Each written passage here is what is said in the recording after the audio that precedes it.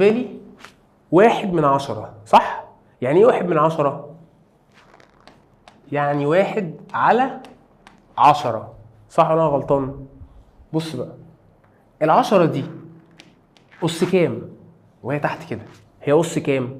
هي أس موجب 1. تمام؟ أنا ما ينفعش أشتغل بيها كده، المنظر ده كده مش حلو، ما ينفعش يبقى عندي مقام، فأعمل إيه؟ فالمقام ده هرفعه فوق، تمام؟ هيبقى بسط، فهخلي أكتبه إزاي؟ الواحد دي زي ما هي مش تفرق معايا، هطلع ال10 فوق هتبقى 10، هي تحت أس موجب 1، عشان تبقى تحت وطلعها فوق فهتبقى بالنسبة لي أس سالب 1. فال1/10 دي هي 10 أس سالب 1. طب تعالى 1/100